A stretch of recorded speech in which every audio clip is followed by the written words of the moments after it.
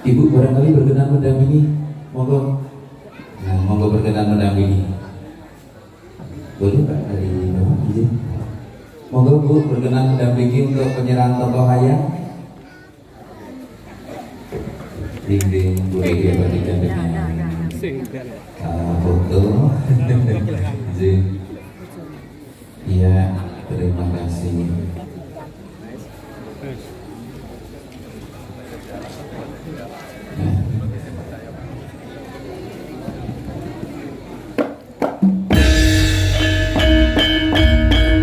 Winando ujur masuk panas main wayang kulit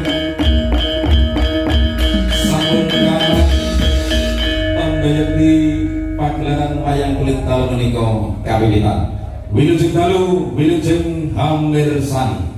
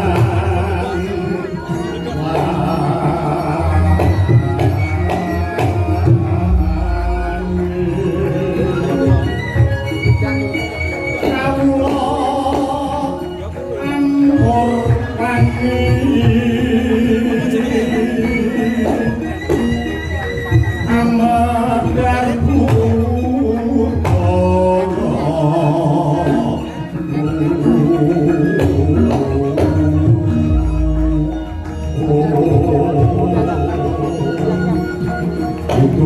rinenggo sastra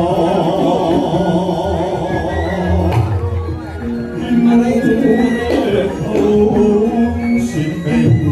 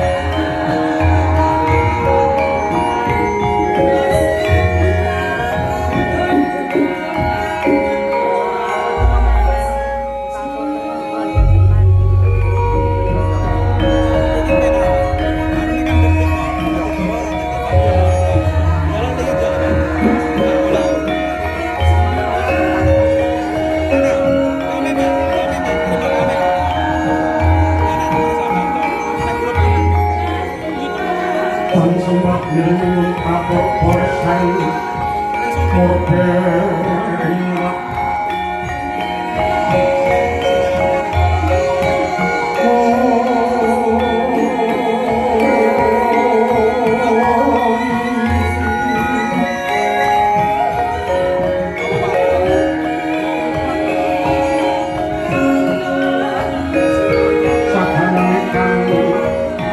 yang kanan sing kasih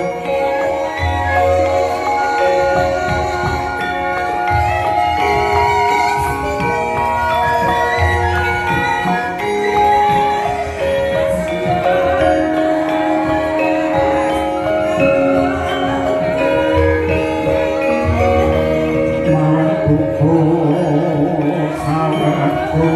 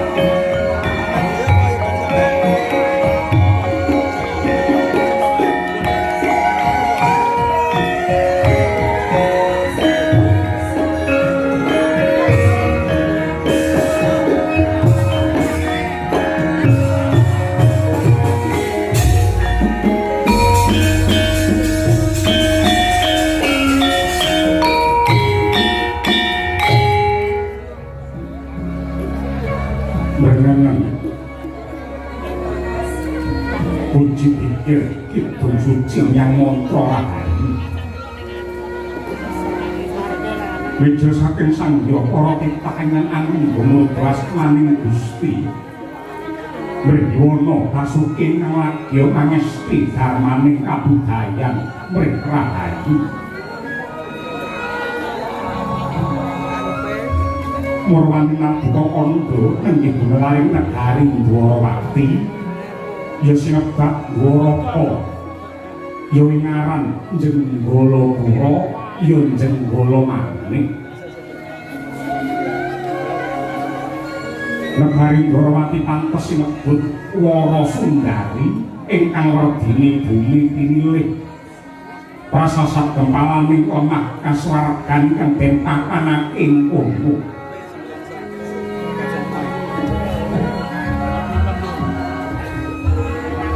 bumi subur pasiten mawur tetangguran ijo royo-royo kathah sumbering toya ingkang mahanani murang sandang buku sanadyan negari Dwarawati tinepung gunung geni parandini handhadekake bumi subur kawulane padha makmur warsa kang mangkono gedhekake rasa syukur lan tafakur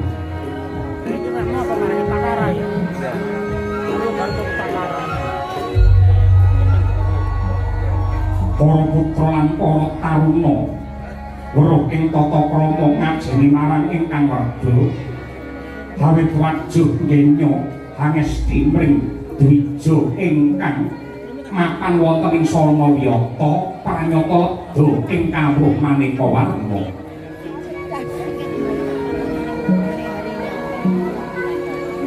para mudha santosa sekti mandra guna katanate geger tunggal bangsa Adyanta pagurune beda yakti menenake gedhene rasa tresna sumpah janji nyawiji ngreksa yurananing negari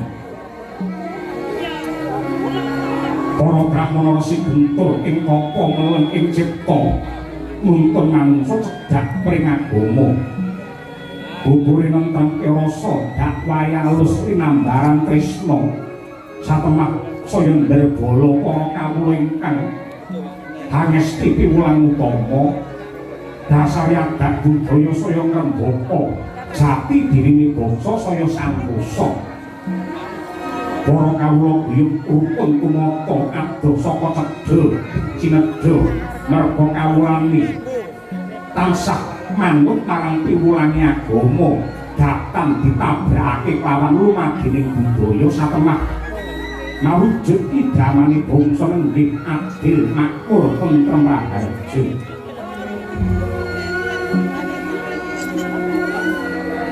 Durungan cek dina merdeka ing wulan Hasta para kawula saeka praya gotong royong lunggal sedya katingal ing desa dadi reja awit rinengga umbul-umbul ing pinggiring marga dian kencar-kencar gumandul mawarna-warna tembok pinabur awarni seta swasana saya wibawa awit kumlebete sang duwi warna.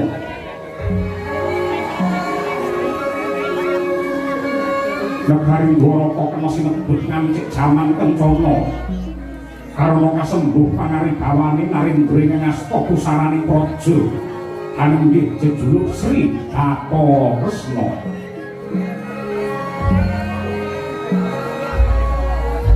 ya sinebat sampe Soma Danardana Wisnumurti Padmanaba nalika muda kekasih Raden Narayana.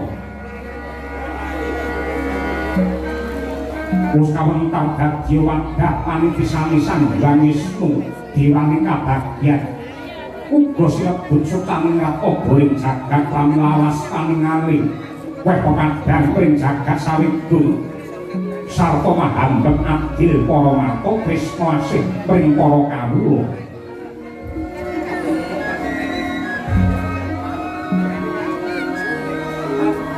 Ngendhene dinten pasewakan sang mata kepareng miyos ing stinggil dina kana lenggaring dampal bengko ingkang pinanipit kencana.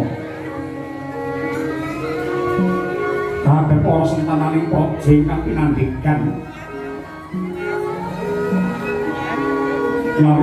nggih satri saking Sewa Bumi Kakasih Raden Setyaki Raden Sencaki Benjawian derpasingganing para nayaka jejel riya aben cukik lenggahnya tanpa sela pinandikan dening Ratna Kati Udawa. Wining wan payung agung anendani Mandra saking Mandrawa nganti kaya Bima Himandra ingkang memuli prayogung negari Dwarawati. Puja bareng antos sang nata kepareng medhar pangandika ing bab kang Marasida. Direka lamuka sanggang apara Brama ngijawantah nanging bareng den kelingake cepong ing tanpa warana Narendra Agung Manggura Prabu Baladewa ya Balarama. Mangkono Sri Kresna sigra gupuh-gupuh manambrama rawuh ingkang Raka Manggura ya ing acara lenggah.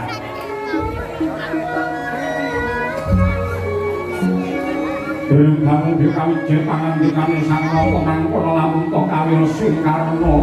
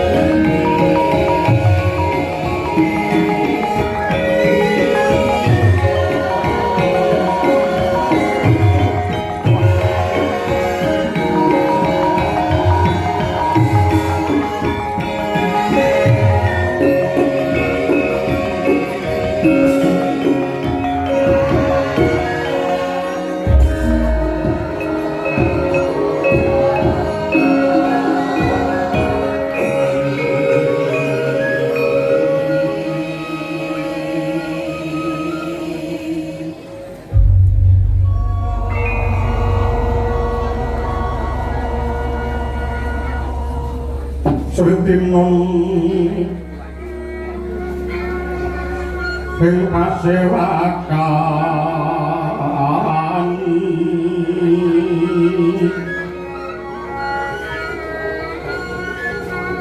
busana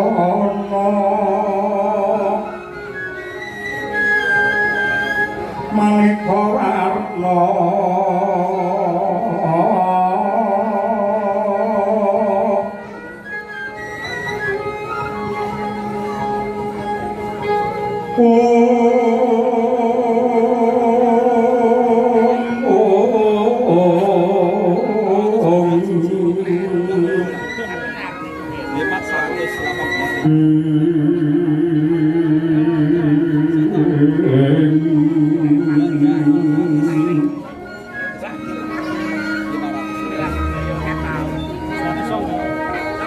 Sepak puspiteng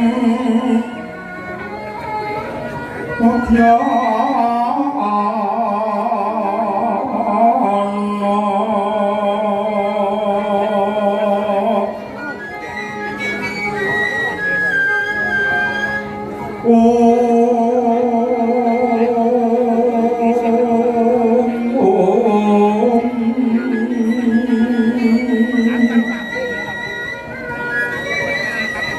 yang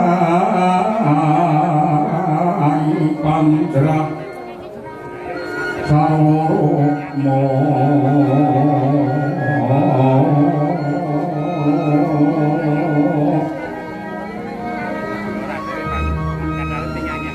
renggeng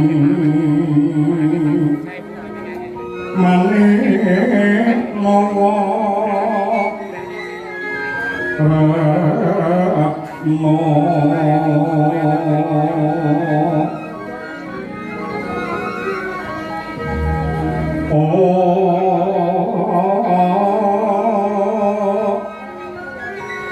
bro papan nyosu mira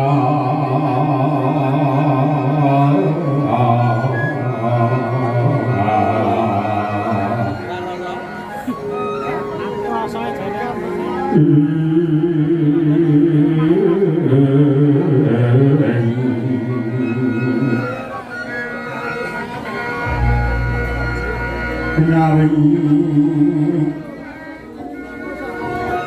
pecoli waran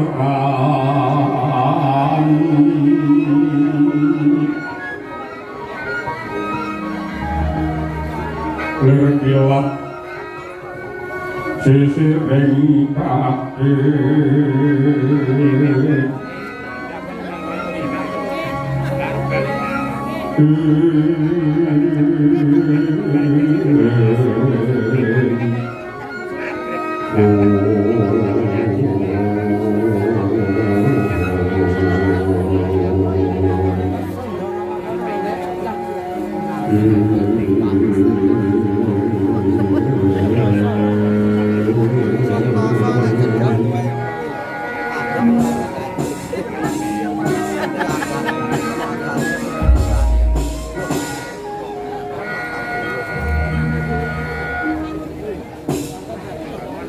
Iwang Suksmati wiwit uga paring pekayung pring kandhuaran ingsun satemah dabar padhananing jagat Dwarawati.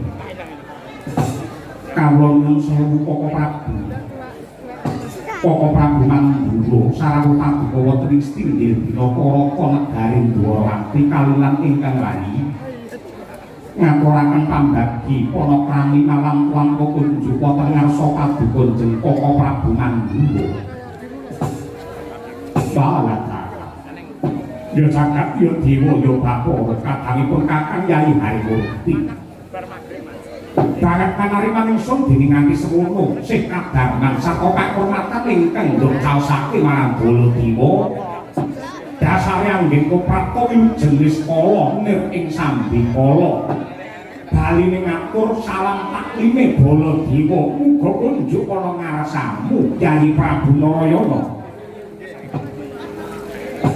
kawula nindika Prabu Mandura Gurawalan inggih kula pitinampi tangan kula kalih kinalongaken wonten ing Jonggo kapetekaken wonten ing Jojo rumeketing Waldaya kuwahana kayuwanan kumlamping negari Dwaraka wonten lan monggo kula dherekaken lenggah ingkang kanthi prayogi lan sepisan malih kalilan ingkang mayu nyuwun gungi samudra pangaksami karana rawuh paduka wonten ing negari Ndrawati boten kula hormati ingkang kanthi sae malah kepara rawuh paduka anyarengi tumurning Jawa ing mapan wonten ing kraton Ndrawati kaladara.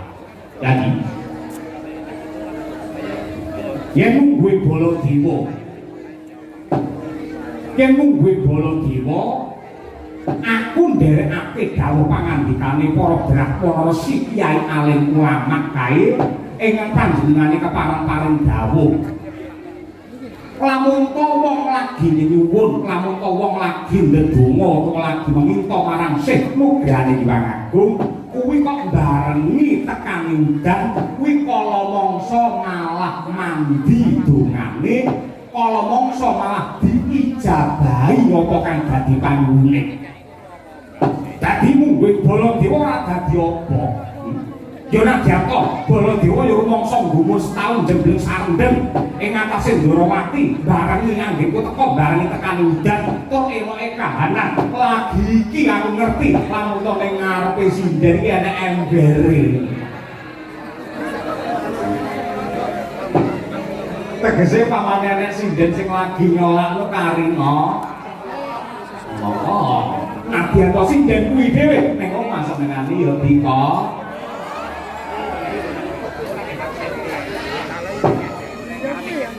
udan kuwi mungguhe Baladewa ki nugroho ya udan kuwi dumadi saka banyu mongko banyu kuwi simbole penguripan muga-muga kanthi tumurune udan ing jagat Ndrawati kene minangka kandha sih katresnaning Gusti ingkang Maha Nasa marang Yayi Prabu Kresna sak keluarga kabeh tumurune udan dadi srana barokah tumrape Yayi Prabu sak keluarga sumrambahe barokah tumrape kabeh para pamirsa ingkang kapareng rawuh wonten mriki sedaya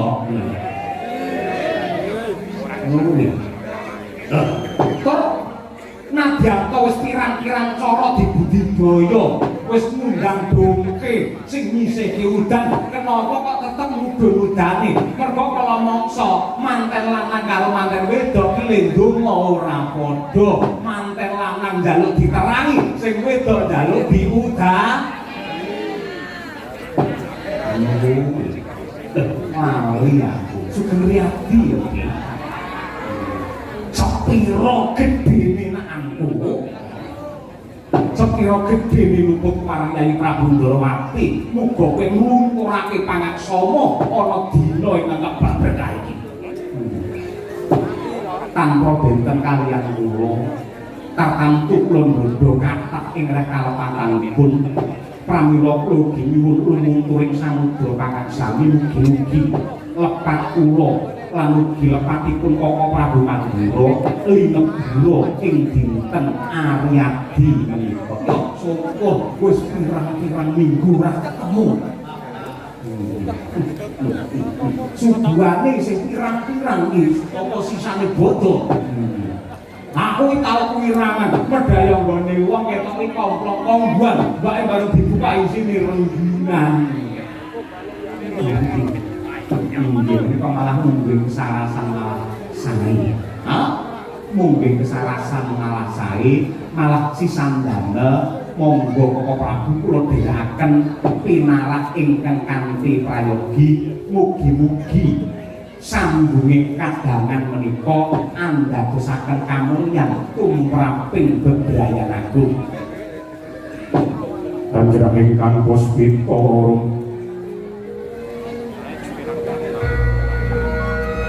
kasiring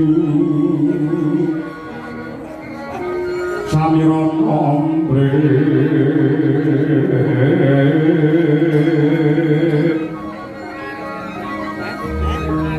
leler tanggure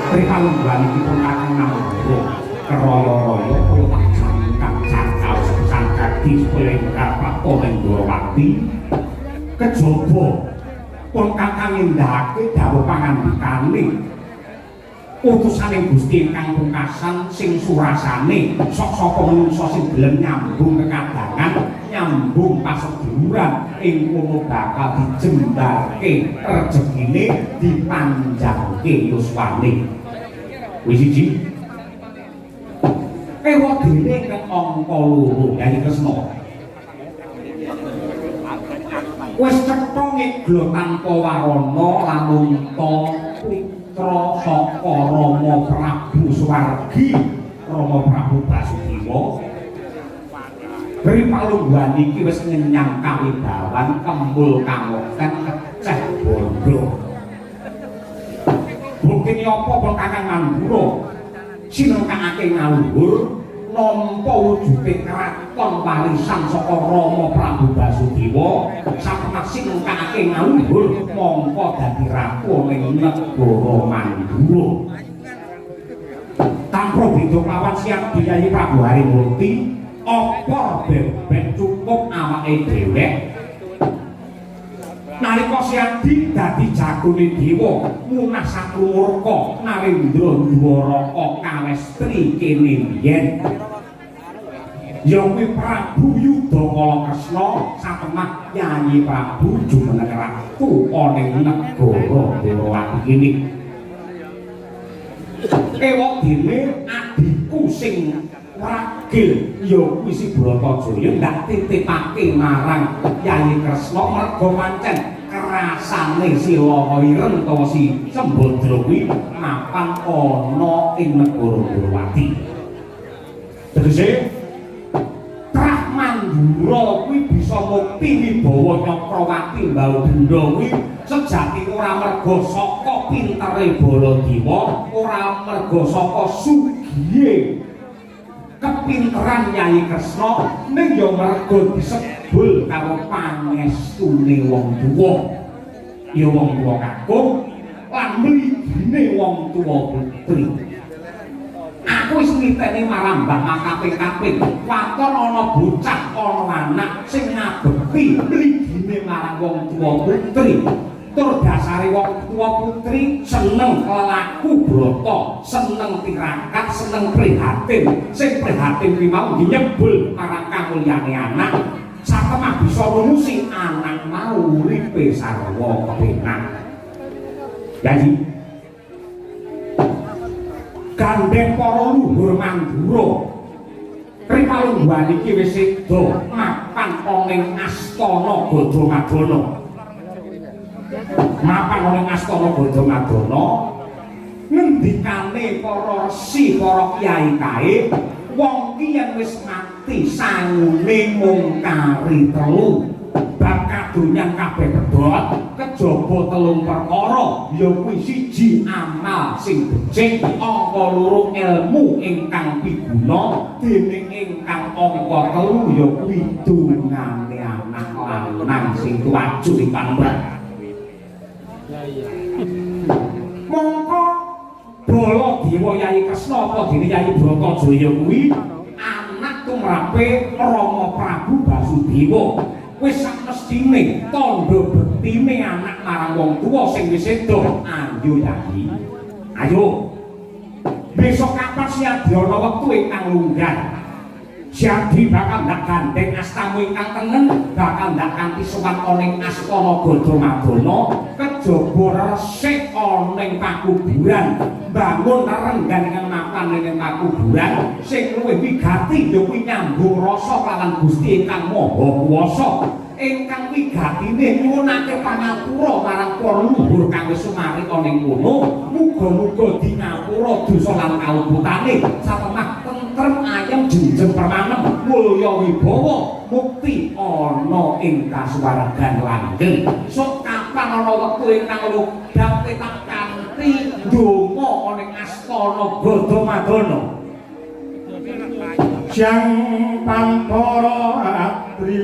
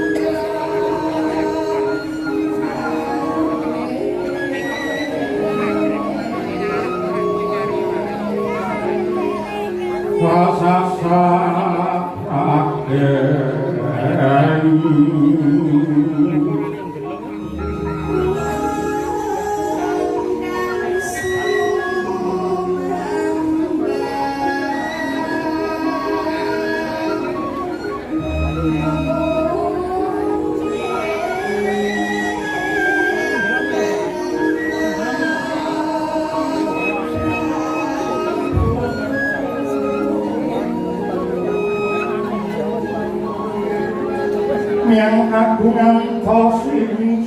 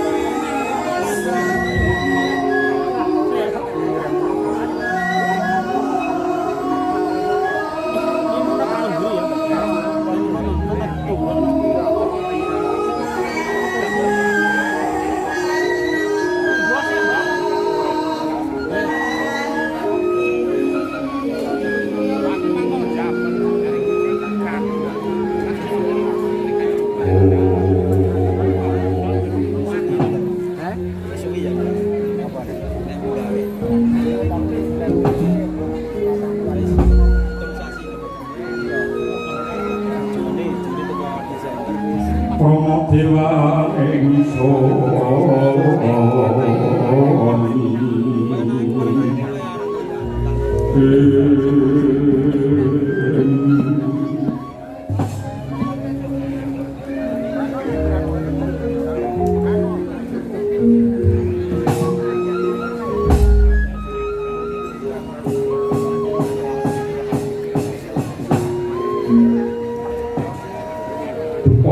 kagungan dulu jinak sesembah ibu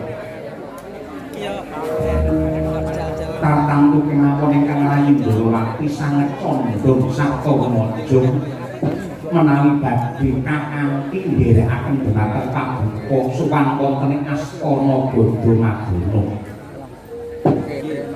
nyunaken pangapunten lan kirim donga dhumateng para leluhur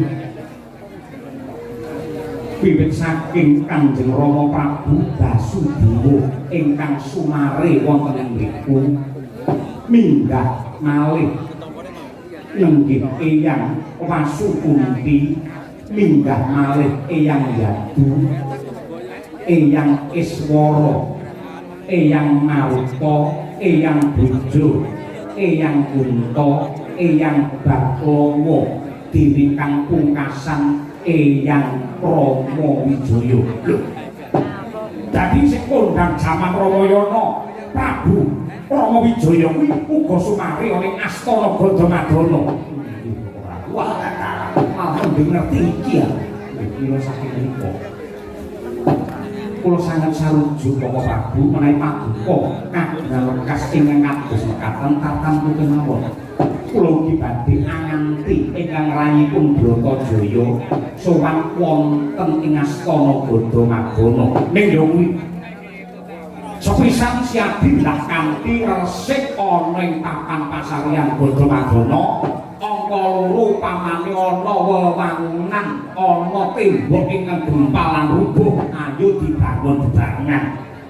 Nah, sakwise kuwi bebarengan nyuwun marang Purbane Hyang Agung lan sing ndak pundhut mungkrah mandura wae ingkang dinilani klebu ing Astana Gandhamadana pamriye mek ora ana sing ganggu gawe ora ana sing nggodha sakliyane trah mandura ora kena mlebu ing Astana Gandhamadana. Pramara Ramos wong yang hambangan kabeh karunaning kasose aneng marga mamalatku Krisang kanggo asratma aja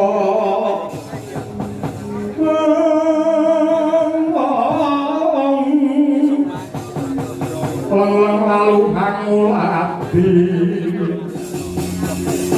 surya mangrang sang wayah umyus samara ayam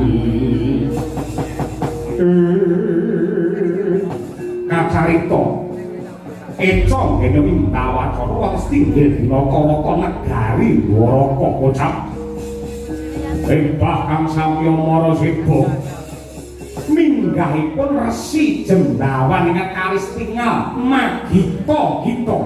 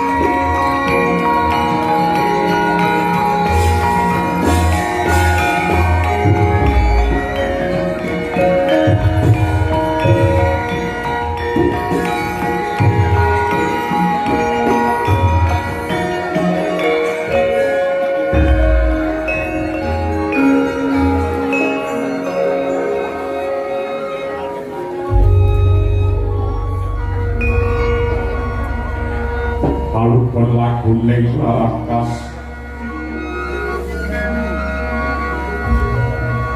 Lukit Hollywooding itu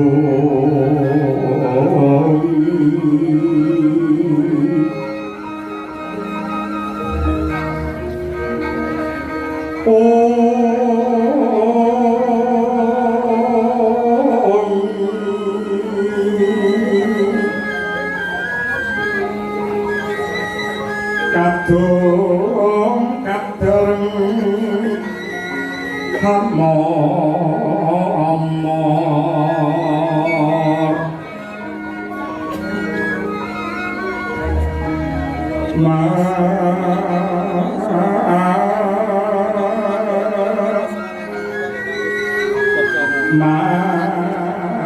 mangun manah rahayu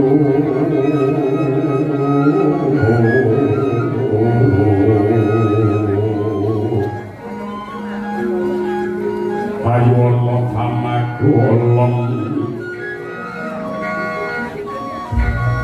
kumulung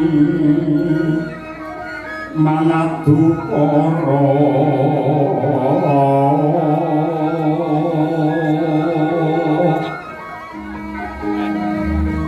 karena nirom mangat bos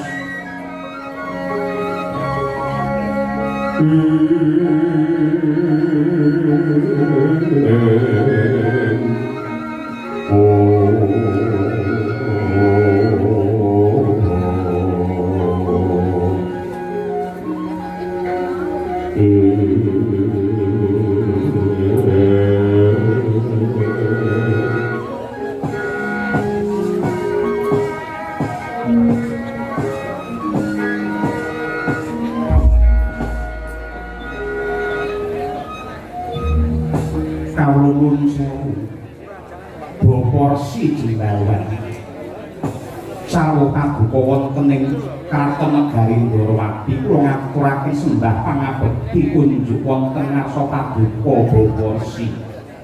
Waduh angger anak Prabu Harimurti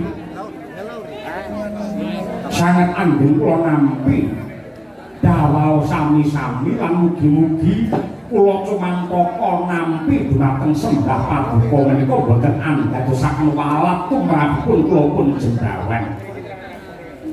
Mboten langkung salam taklim kula unjuk wonten ngarsa paduka anak Prabu Ndorowati. Inggih Baporsi sangat anggen kula nampi nyuwun pangapunten. Mboten sekeca raos sing manah kula kapuran Baporsi pinarak wonten ing inggil kursi pakurmatan taksih kathah ingkang sumadyo monggo lakune pinarak wonten ing inggil matur nuwun nggih matur nuwun kula langkung sekeca sowan wonten ngandhap kemawon nanging kula menika putra mantu paduka dosa menapa ing badhe kula tampi walat menapa ing badhe kula gendhong menawi kula nilar ing tata kami sampun ngantos dados tunggalé paduka Garana Prabu Ndorowati pancen menika sampun dados pikajeng kula Gusti Yai Kresna wonten dawuh Koko Prabu nganggo dasar apa siadi ngaturi Resi Jembawan juru kunci Astana Gadamadana iki kok Baporsi tur panjenenganmu nggunakake tata krama tata basa ingkang becik malah gelem ngabekti gelem nyembah karo Resi Jembawan mongko nuwun sewu wis kok eglo tanpa warana nadyan to pendhita Jembawan iki wujute wanara iki wujute kethek lah siadi bekti marang Jembawan iki karepmu piye menapa paduka sampun supih paduka sampun kaliyan bilih Resi Jembawan menika mara sepuh kula Yayi Dewi Jembawati menika putra putrinipun Resi Jembawan ingkang sakmangke kula palakrami tegesipun menika tiyang sepuh kula ingkang tedah kula pundi-pundi Jembawan iki dadi mara tumamu nggih dalah ing antase panjenengan Ratu Gobinetara oboring jagat sutaning rat mongko titih Bathara Wisnu kok ora turane mung kethek. Nggih, nanging menika pancen dados kudrating pangeran lan kula ngajian iki ora mbogawane. Cepjas entek banune. Lah syukur yen panjenengan ngono ya. Syukur. Kaya biru tok. Sinuwun Prabu Baladewa bekti kula kunjung sinuwun. Ya, arsi jelawan ndak tampa gawe renaning griya ora liwat diprayogake anggone pinarak. Oh kuwi to. Sinuwun nganggo pangros boten kirang sekecuan nggih kula sehat. Ora didol. Nyuwun pangapunten Bapak. Ora wong kalilan kula nila bondo, kalilan kula sadong dawuh. Yen pancen wonten bakti gati badhe ngadawaken kok boten nimbali kemawon dhumateng ingkang putra. Kula mangke ingkang sowan wonten ing Godo Madana. Kok ngantos keraya-raya paduka rawuh wonten mriki menika wonten wigatos menapa. Wong ngedya mangu mangun kongkan wan rimang berleno tanpa kanin yang angkuloso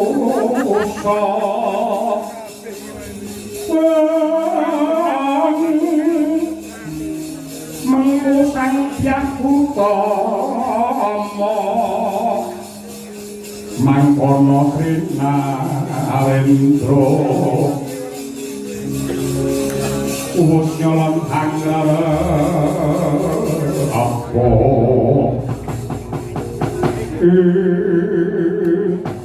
Aduh anak Prabu sewu lepat tak nyun tak dakwan nyun gungi samudra pangaksani sampun cetha pratila biling ingkang bapa kula pun jendawan Pinitaya dening Pepunden Mandura lan Ndoro supados ngreksa wontenipun Astana Gadamadana. Kula kadhapuk dados juru kunci wonten ing Gadamadana. Nanging ripalungguhan samangke kula rumaos ewuh kaya ing pambudhiyangken kula badhe makarti.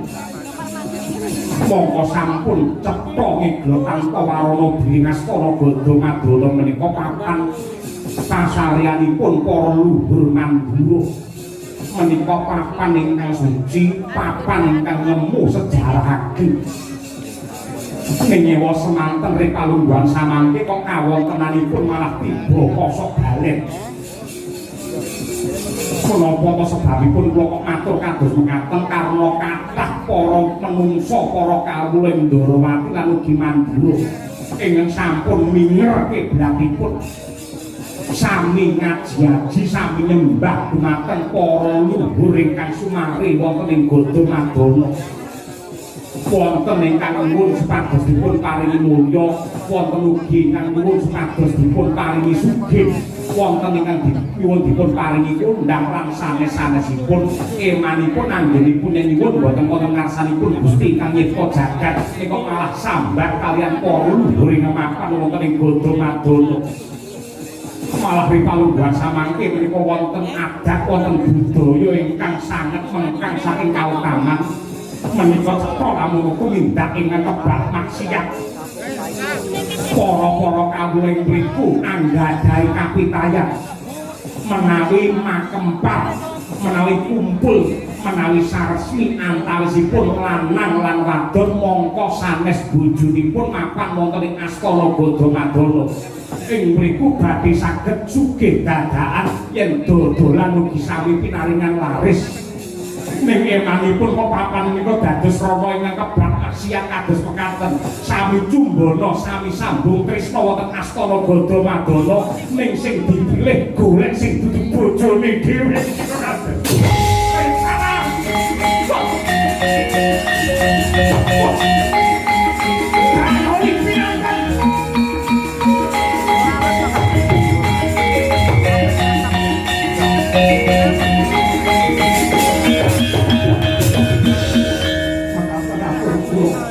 Lepat kula nyuwun Gusti samudra pangaksami wasana purba wasisa saketahipun kula aturaken dhumateng para punden kula bara nganggenipun badhe atur.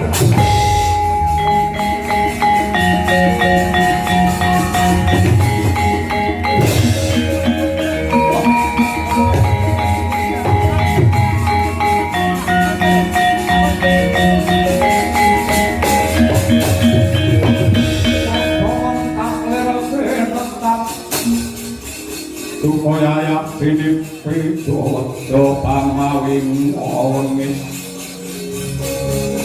Napa sak wong tandir Bicapnya mangolo cokro Raupan rabak beranang Raupan rabak beranang Koyo kembang urawari Yen kasumeta marang saketeng Muruk dahanane Wah Prayoli binatang iblis lanang setan menggo menungso babar pisan aku ra duga ngono nembe wae pun kakang lawan Siadi kepengin bakal ngagungake ngluhurake para pendhet ingkang sumarya ning Astana Gadamadana ning abang sing dadi kupingku krungature Resi Jembawan lamun to papan kuwi kanggo srana maksiat kanggo srana sangkrama utawa lumadine asmara antarane priya lan wanita mongko sing digoleki malah dudu bojone dhewe aku ora trima kuwi lakon iki aku tak njaluk pamit jangkae ora ari wong sing marang tutule Astana Gadamadana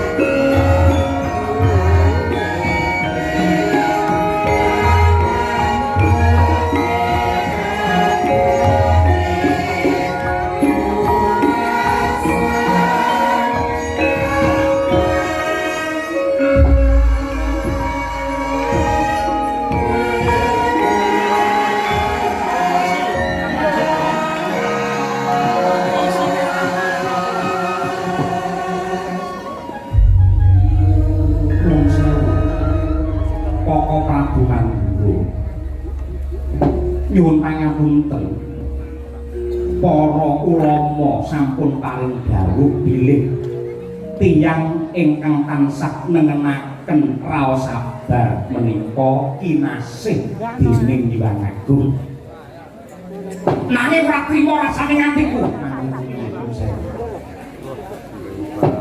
lan menapa sebabipun manungsa ingkang sae menika kedah sabar karana menika kangge ngukur kapitayanipun makhluk dhumateng jidaring kodrat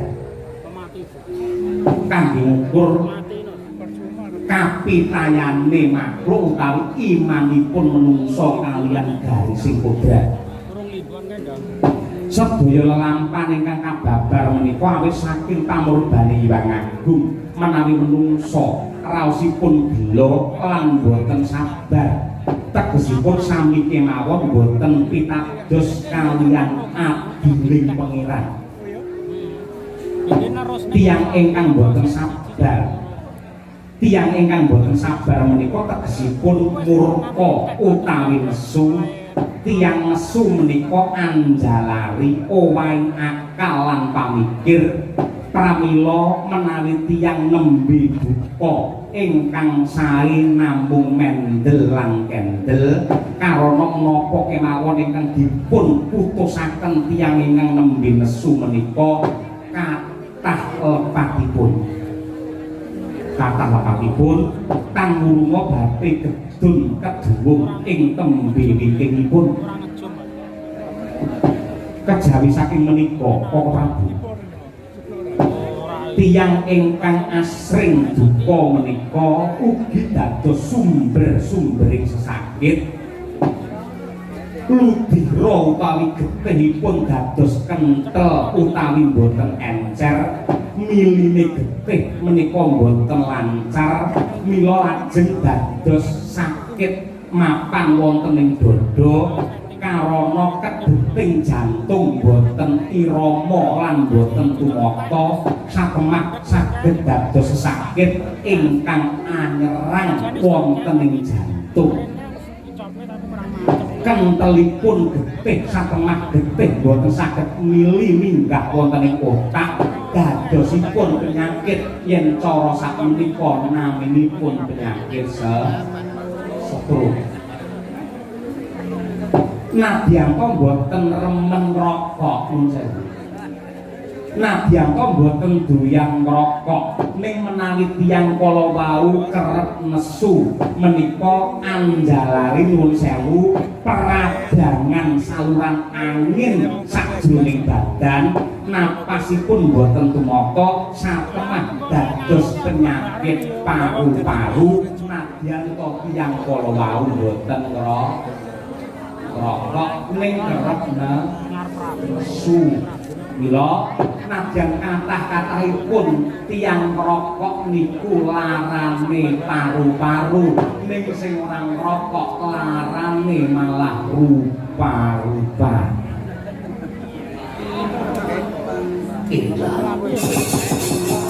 Nyawang ning dalam bapak kamu Pinong nerkakonang surem suara depan padang kasaran pada hari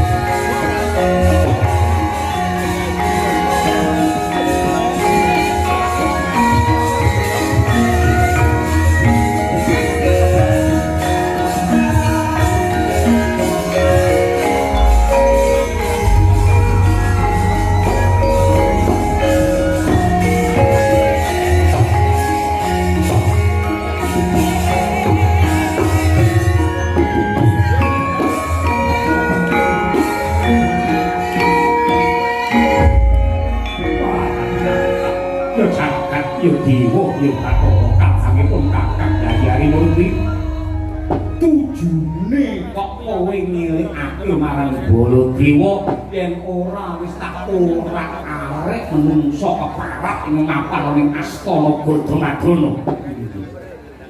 Mila kula suwun tetep sabar. Banjur samengko nyuwun sewu jumbuh kaliyan dawuh paduka. Kula tetep badhe nderekaken paduka Koko Prabu Mandura anganti Yayi Bratajaya dinten samangke bidhal wonten ing astana Badamadana. Mangke perkawis para kawula ingkang milar saking kautaman nabrak saking wewaraing agami mangke kula ingkang ngemutaken Koko Prabu katuran jenah pinarak kemawon ingkang wigatos mangke sasampunipun prapta wonten ing astana Badamadana nyuwun pengasih Hyang Agung mugi tansah anjangkung dumateng keluarga ageng Mandura. Yen pancen kaya mangkono Yayi Prabu Harimurti banget aku sarujo apa kang dadi go pratikelmu ora liwat aku bakal ngestokake dawuh langkung rumiyin monggo kula dherekaken manjing wonten ing garapan jan menika manasih tujuan iwang aku yo nadyan kala ibadah ki becik wong manembake apik ning menungso duwe tata cara dewi-dewi monggo siang dikundur ledakon peminta manasih tujuane iwang aku mapan ning sanggar pamunjang mengko manut kapitayanku aku uga minta manasih tujuane iwang aku sewang-sewangan makaten kok yo Niki boten langkung sendika ngestakaken dawuh Dimas Setyaki kawula